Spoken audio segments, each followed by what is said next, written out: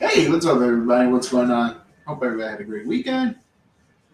Yes, I know I did. It was a fun weekend, but yeah, welcome to the E.A.F.P podcast here. You're live on Facebook, YouTube, Twitter, and Twitch. I am live here in this very undisclosed, part of my basement. I'm just kidding.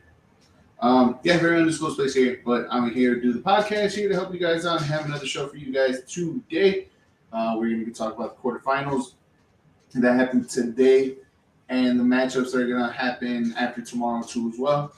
Who's going to face off, and then the quarterfinal matchups. We'll break it down Thursday when the quarterfinals start Friday, and then have the shows after that too as well. Guys, make sure you follow the John Konabi and also the Star Six Media Facebook pages, and make sure you guys follow us. Hit the little bell to get notified when all our episodes are live, not just my episode, the E.A.F.P podcast, but also Big League Chicago that comes up tonight at 8 o'clock.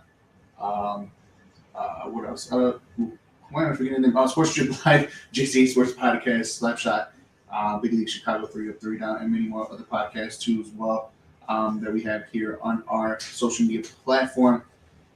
Make sure you guys follow us on Facebook, YouTube, Twitter, Twitch, all of that too as well. The link will be provided right here for you guys on the comment section, just for you guys to join me to talk about the World Cup. And there's nothing else to talk about other than the World Cup that has been going on for the past month, and it's been an exciting World Cup today too as well. Posted up on the Facebook comment page too once I get there. But yeah, like always, guys, you can always join me. We talk about the World Cup and everything else good to go. So let's start off with the game today. I just made a little little thing. Let's start off with today's show. Let's start off with today's game. The first one. The first game they played. Let's go. Yes. Where are we? Where are my brains? Here we go. First game today was Japan versus Croatia. It was a very exciting game too as well. It was. It took a while to get there. It took. I guess an attacking force from Japan for it to start it all off. As you can see, Days Maneda with the 43rd minute on a good play too, set up too. A good cross coming in, and it was just mumble jumble all over the place before they put it in the back of the net. But a good goal from Japan, who were actually the darlings of the World Cup. They were top of the group. In the group they had Spain, Germany, and Costa Rica. They top off group. They played against Croatia. And this was the game where everybody thought that maybe Japan might have enough to get over the hump and finally make it outside the round of 16.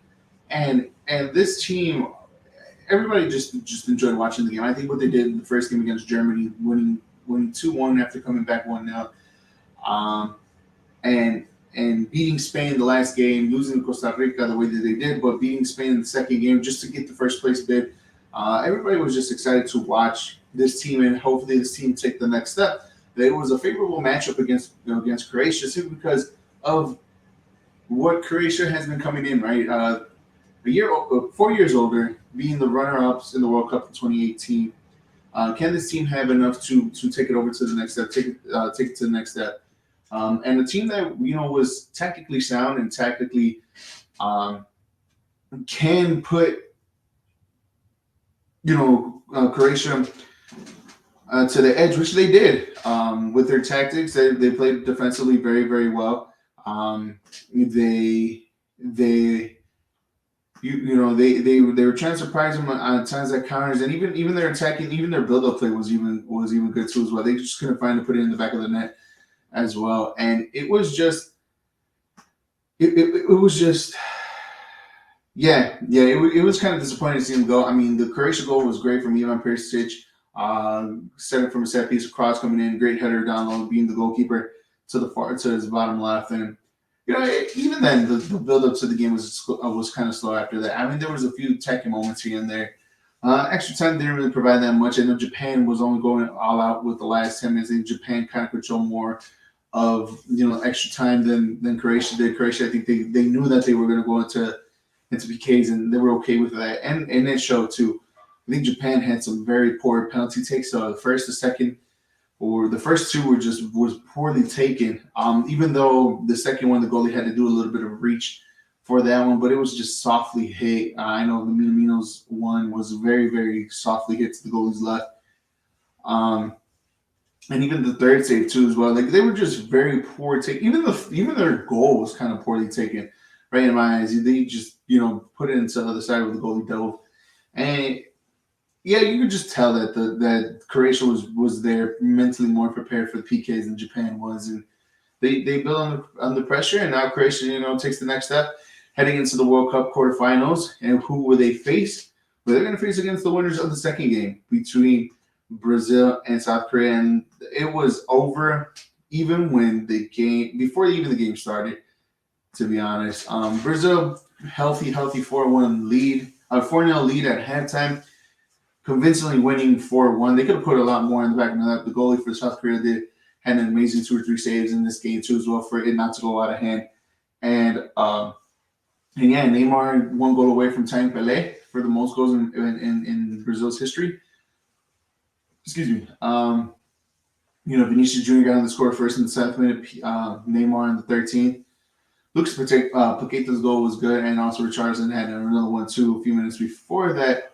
Brazil just looked comfortable. You just see the same Brazilian flair that they always carried, throughout the whole entire World Cup, and what we know in Brazil for many years, even before I was born, and now to present day and in the past.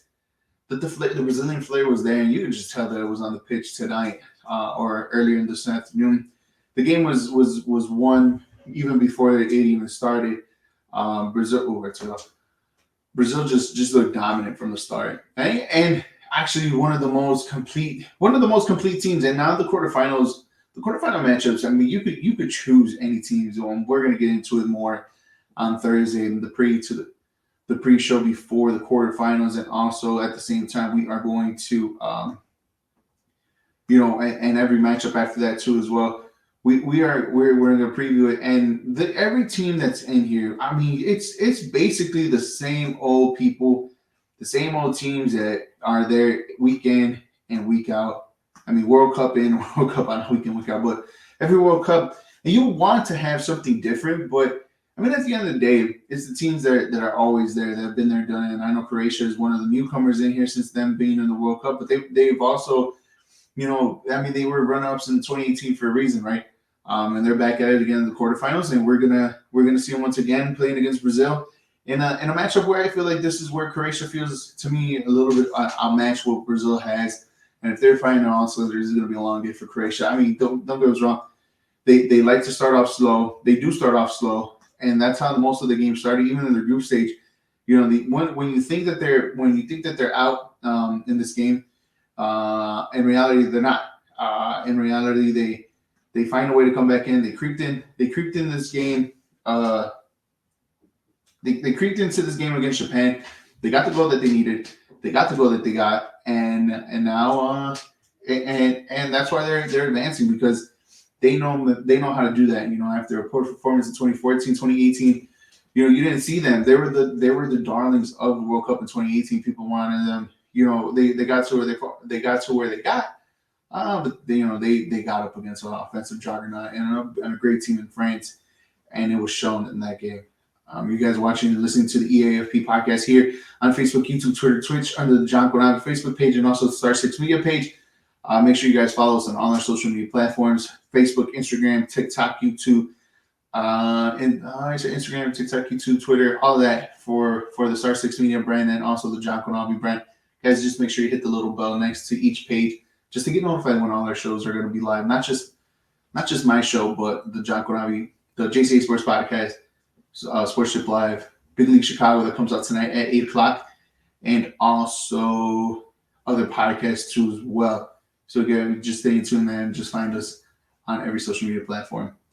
So that was those are the quarterfinals for today. It sucks now, instead of having 4 games either playing at the same time or 4 games in one day, now we're just down to 2, and then starting with the quarterfinals this weekend, it's only going to be 1 a day. So our World Cup games are slowly but surely coming towards an end. It's been an exciting World Cup. I can't lie about that. There's been a lot of upsets. There's been a lot of disparity going on. I think this is the first World Cup where I think I read somewhere the first World Cup in where neither group won all, like neither team in each group won all their games, and that's the first time, and that's pretty rare for it to happen because there's always this one team that always goes undefeated, that always wins all 3 games, and just been the clear-cut favorites. But now you can kind of see that the global game has been growing, not just throughout the world. Who would have thought that Japan today, who would have thought that they would come out first in that group where they had Spain, Costa Rica, and Germany? Nobody thought. I think there was a time where in that group, all of them had a taste of advancing into the next World Cup and being eliminated at the same time. So that's what we like to see in most of the World Cups, and obviously a lot of heartbreaks and a lot of disappointment, which is a great segue because I do have my top 5 disappointing teams in the World Cup this year. And it wasn't as hard to pick out the top worst teams, the top 5 worst teams in this World Cup. I think it was pretty easy and pretty self-explanatory on which teams were the most disappointing teams in this World Cup.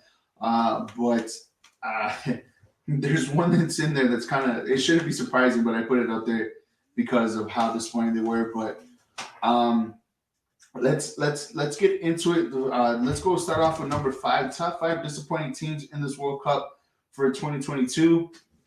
Qatar, the host nation. They were just a step and a half, maybe even 2 steps behind in each and every game. Yes, I think they had 2 goals total, if I'm not mistaken, in the World Cup, this upcoming World Cup. But the worst host nation or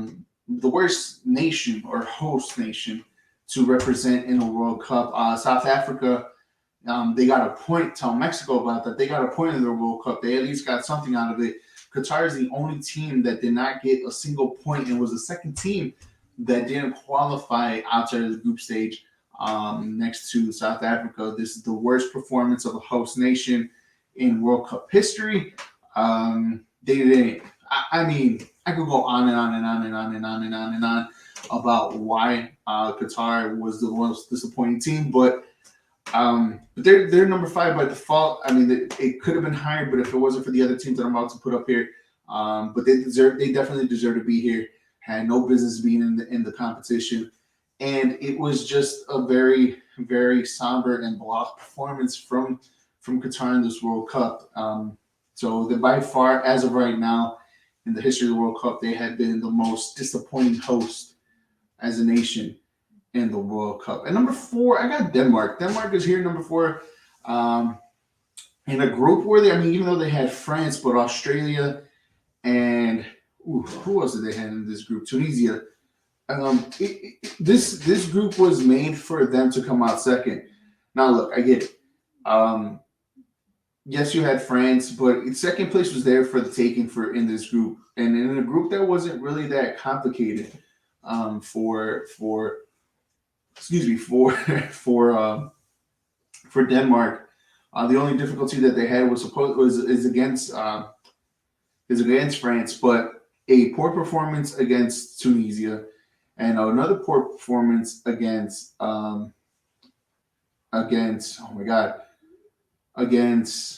Australia, where they got themselves eliminated from this tournament.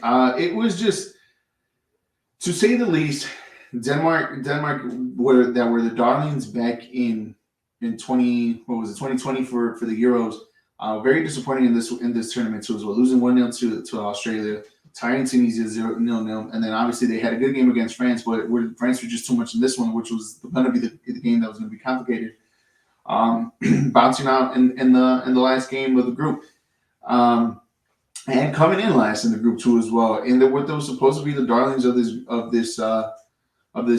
World Cup, or the darlings of 2020 for the Euros. This tournament provided that Denmark, it wasn't the same team as it was 2-3 years ago. And they were disappointing. There was no attacking force going on top. Lackluster play in the midfield.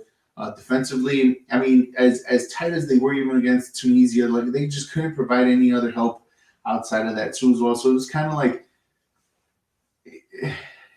we expected more from this team, I guess, before when we saw the semifinalists in the Euros, but it just never came into fruition for them. And now they're the number 4. To me, they're the 4th disappointing team in this World Cup. Again, I could have put Qatar at number 4 for the reasons where I explained myself, but I think for the team like Denmark and for the quality players that they had, they're a step above Qatar in that reason, no matter what. So it was a very disappointing World Cup for Denmark for sure. Only getting a point in this group, and a group that was very very. Again, they had France, but in a group that it was very passable to get out of this group. Australia came into second, and it could have been a lot better for Denmark. So Denmark, to me, the 4th worst team in this World Cup. Number 3 is CONCACAF. It's plain and simple. 3 out of the 4 teams that represent CONCACAF got bounced in the group stages: Mexico, Costa Rica, and Canada. Canada losing all 3 games. Mexico did whatever they needed to do to put themselves in it, but unfortunately, it wasn't enough. And Costa Rica, even though they were the team that battled their way through into it. Again, every team in that group. In the group, they had Spain, Germany, and Japan. They got trounced 7-0 against Spain. They got a point. They got 3 points against. They got 3 points against Japan, tops of that group. And Germany, even though they played a good game, down 1-0, up to 1. Germany was Germany. Ooh, never. I took that one. Germany was Germany. And turn the hand on this game how it's supposed to be and take them off like that. Costa Rica again was out of this group. Mexico again in the group that they should have been at least second. Even probably compete for the first one, but definitely for second for sure. Poor performance against Poland, even though they dominated that game, couldn't find a ball in the back of the net. A super poor performance against Argentina. That they just, I don't know what the tactics were. I don't understand what the hell was going on. Nobody knew what they were doing, playing with a line of 5, which never worked for Tata Martino. It was a do or die game against Poland. Against Saudi Arabia in that group. They did what they did. They got the 3 points. They got one with the goal differential, right? Winning 2-1, -1. Still couldn't get over the hump either.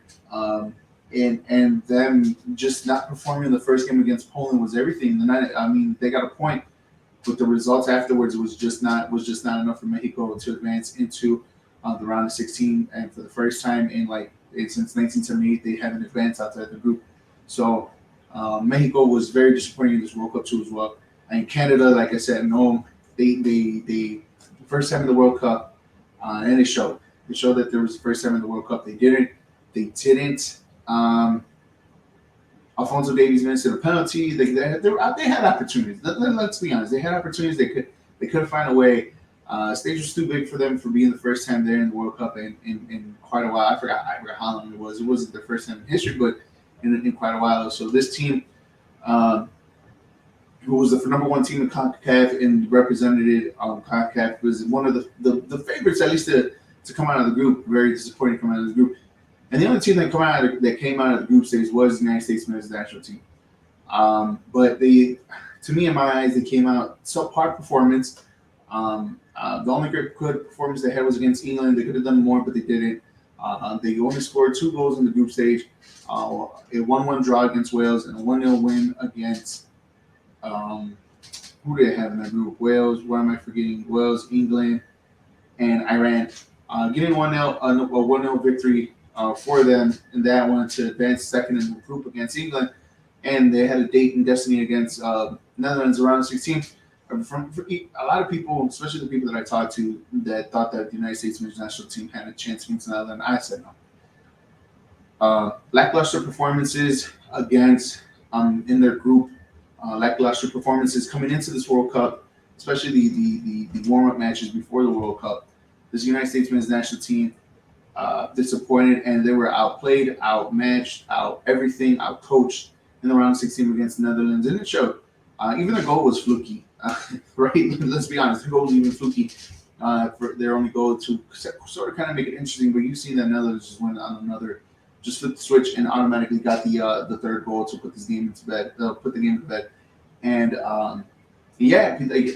like I said, too much team, but again, it was a representation of CONCACAF as a whole for the teams that came into this World Cup on how poorly these teams were coming in. Outside of Canada, who dominated CONCACAF, But you can tell during the world stage that they were up for it. And the two so-called giants in USA and Mexico came into this World Cup playing at their worst. A lot of people had different aspects, this and that. Yes, you give me the positives, but what I saw with my own two eyes were two teams that barely made it in crawling. They were second and third for a reason, and in the qualifying stages in the World Cup, there were the reasons why they struggled coming into this World Cup. I mean, they both scored the same amount of goals in they both scored the same amount of goals in group stages, 2 goals each, and it shows and it proved that this the two giants of CONCACAF weren't ready for this. And Costa Rica, who were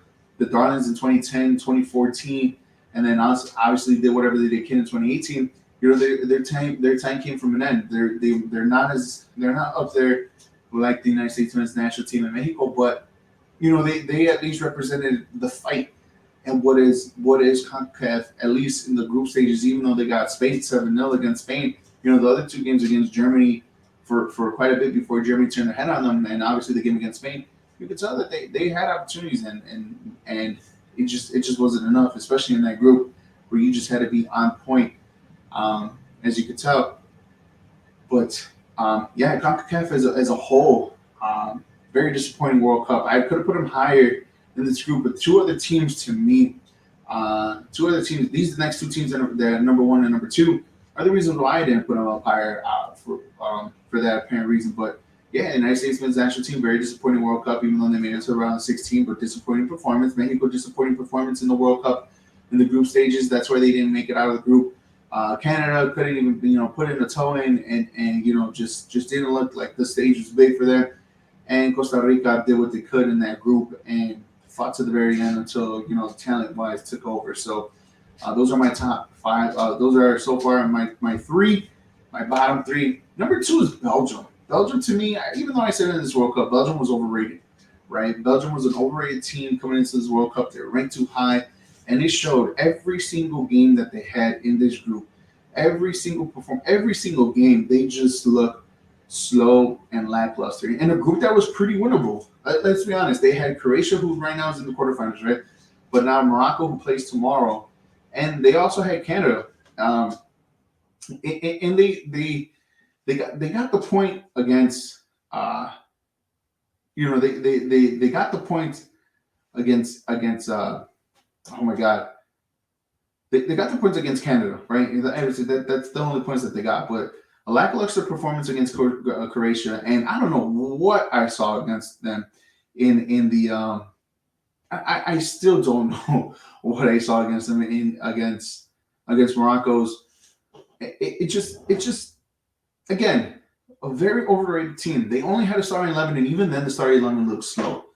This team just looked slow. The subs didn't look right. Roberto Martinez, who did an amazing job, tried to do an amazing job to keep this team back in 2018 in the Euros.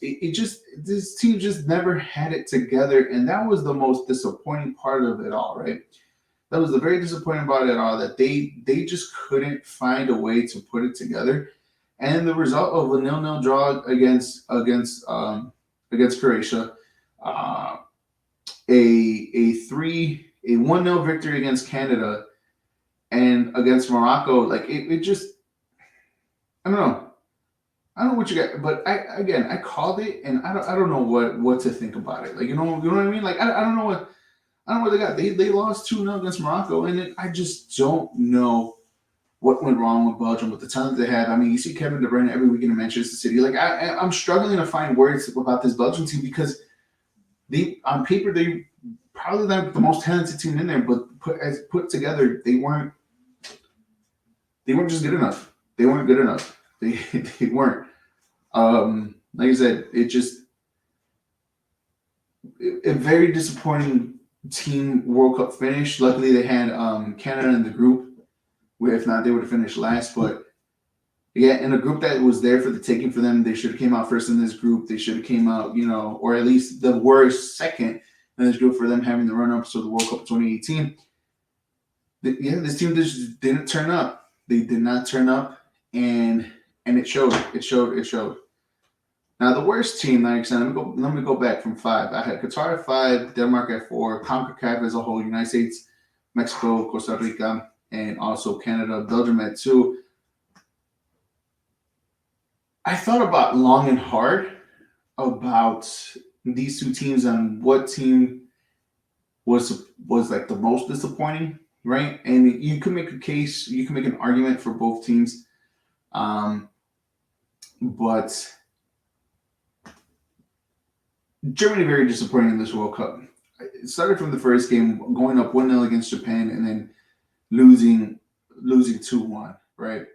It was a great matchup against Spain in their tie against them in their group stage. I think it was a 1-1, 2-2 draw. I don't recall. I think it was a 2-2 draw or 1-1. I don't remember the score. I don't know why for the life of me I can't remember the score between Spain and Japan. I think it was 1-1. 1-1. Spain and Germany, sorry, not Spain and Japan. It was 1-1. 1-1 draw. It was a very tactical, great game between both teams. Two teams that have been there, done that. But also at the same time, you kind of saw the moment where two teams that were coming in transition of their previous regime. And they're both previous regime, previous players, previous, generation. Both of them ended up coming to World Cup. We talk about, the winners of the last 2 out of the last 3 World Cups in Spain 2010, 2014, and Germany. You just seen the transition of youth and the mixture of old and youth, right? Busquets, who was there in 2010, was there in 2010, was the linchpin of this taking care of this young group in Spain, right? You had Thomas Muller, you still had Manuel Neuer. Who else was in this Germany squad? I'm trying to think on top of my head that won it back in 2014. But again, same thing. Players that won it back in 2014 that are still in this team, still in the squad right now with these young players. But Germany just couldn't find a way. Germany just couldn't find a way. They won 4-2 against Costa Rica, right?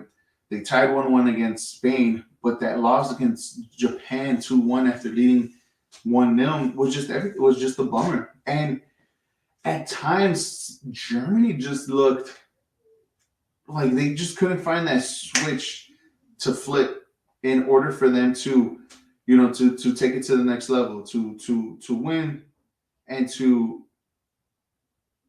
trying to take over, right? I don't know if they had it in them with the squad that they had. I don't know what the case might have been, but the fact of the matter is that that they came out, in third place in this group, just said it all, and it just the transition period is really starting. I mean, and especially in the last World Cup where they, were the defending champs and they got out of the group and they didn't even get out of the group stage. This is back-to-back This is back-to-back tournaments. Germany did not qualify outside of the group stages. I mean, in the last group they had Sweden, Mexico, and South Korea, and they ended up losing against Mexico 1-0. They ended up losing, I think it was 2-1 or 2-0 against South Korea in the last game, and they got their 3 points against Sweden. Off of Tony Kroos' free kick, but that still wasn't enough for them. And the case may be for this one that the Germans just are in a weird position. Hopefully, in the next 4 years, or within the next 2 years, they'll find their way with this now new generation of players. But at the same time, it's just like right now, this team just had the right amount of youth and experience to take them over to the next level and at least qualify into a quarterfinal stage at the very, very least. But to come out of the group stage with the squad they have, because they have talented players. Let's be honest here. They have talented players, but for them not to come out of the group stage is very disappointing. So yeah, my top 5 disappointing teams. At 5 I have Qatar, 4 I have Denmark. CONCACAF as a region as a whole is number 3, Belgium at 2, and Germany at number 1 as my top 5 disappointing teams in the 2022 World Cup. There's one more round of 16 matchups tomorrow. Morocco. What are the matchups? Let me get my phone real quick because I don't know on top of my head who is going to play mañana. I know Spain, Morocco, Portugal. I think Portugal, Morocco, Spain, and That's a good one. That's a good one. That's a good one. And Switzerland. Ooh, that Switzerland-Portugal game should be a good one tomorrow. That's the game I'm gonna keep my eye on. Morocco, I just want to see how they react in the first round of 16 matchup against Spain. Again, like I said, a team that's in transition, a team that's very young in this tournament. But playing very well. Luis Enrique, you can't deny he's doing a good job with this young squad. And we'll see what Morocco team comes tomorrow. If this stage is going to be too big for them, that's a 9:00 matchup, and also Portugal versus Switzerland. Ooh, that one's a tough one. Switzerland is a very good defensive team. They're a very good unit together, play together. They have the right amount of attacking players to go up forward and to disrupt everything. Easy breakdown, not too easy to break down, should I say? So that match is going to be a good one. Again, the winners of that games will face each other in the quarterfinals. So it should be interesting. Same time, same place tomorrow, ladies and gentlemen. Make sure you follow us on the John Konavi Facebook page and also on the Star 6 Media Facebook page. Just make sure you guys follow us on all our social media platforms: Facebook, YouTube, Twitter, Twitch, Instagram, and TikTok. Guys, make sure you hit the little bell to get notified not only when my episode is going online, but also Big League Chicago that's on tonight at 8:00 in 1 hour. Also 3 Up, 3 Down, the JCA Sports Podcast, and many other more podcasts that we have on our platform here for you guys. So thank you guys for watching. Thank you guys for tuning in. I will see you guys tomorrow, same time, same place, to break down the final matchups of the round of 16 before we get into the quarterfinals. I'll see you guys tomorrow. You guys have a good night. And if you guys want to watch me again, I will be on at 6, about 57 minutes. I'll be back out. So I'll see you guys then. Thank you guys for coming. See you guys tomorrow.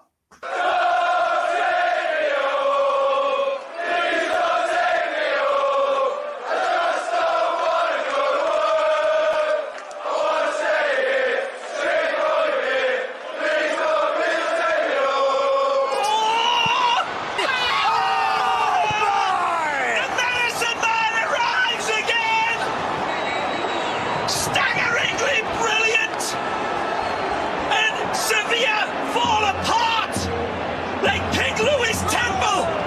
It's astonishing. Look at the way he picks his spot.